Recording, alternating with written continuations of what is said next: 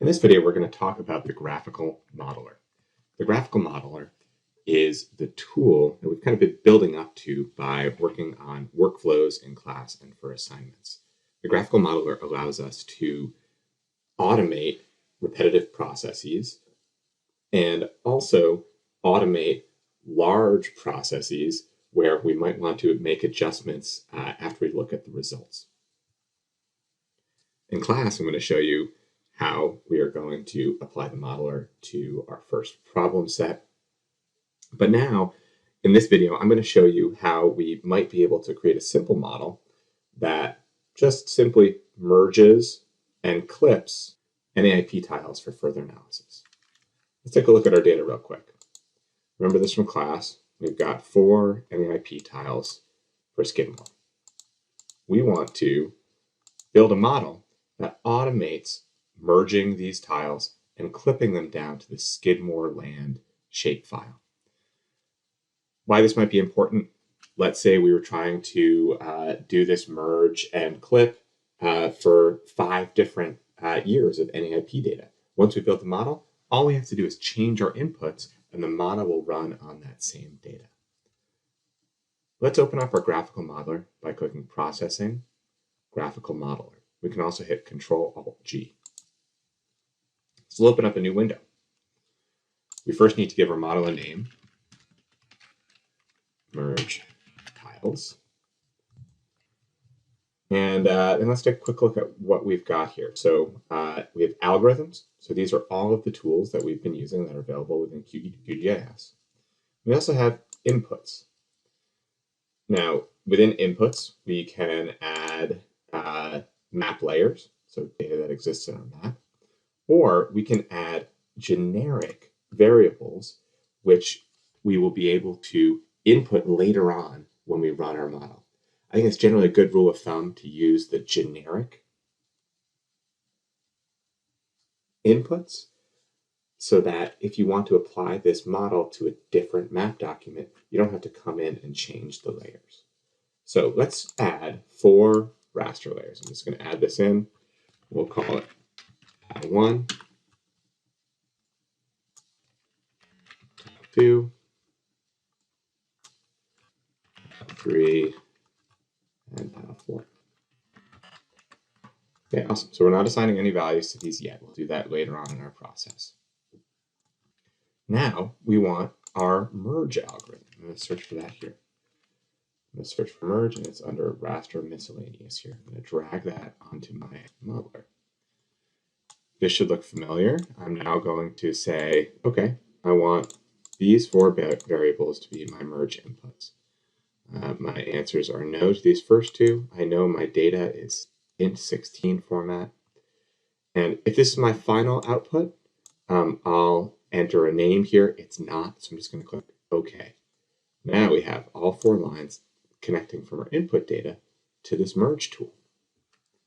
Our next step is to, under raster extraction, clip raster by mask layer. Our input layer isn't going to be tile 1, but rather it's going to be the output of our merge algorithm. Our mask layer is going to be shapefile. We want to use the project CRS, which is our coordinate references that the project is in. Generally, a good rule of thumb to assign a no data value of 99 minus 9999. Kind of standard no data value there. We don't need to create an alpha band. Match the extent of the clip raster to the extent of the mask layer. No, we only want the clip raster to be the size of the raster itself, rather than having no data that takes up the entire size of the mask layer. And we do want to keep the resolution of the input raster the same pixel resolution, which means we don't need to set the output file resolution.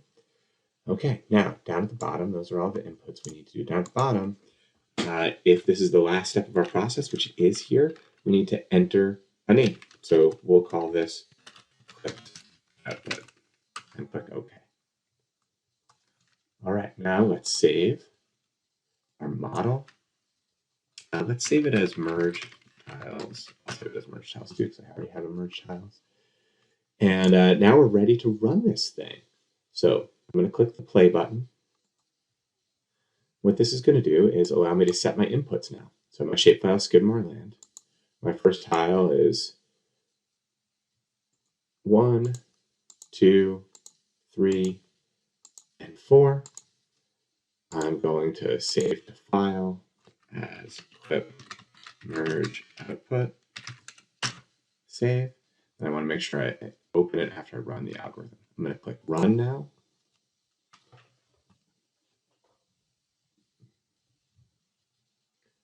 Close this up.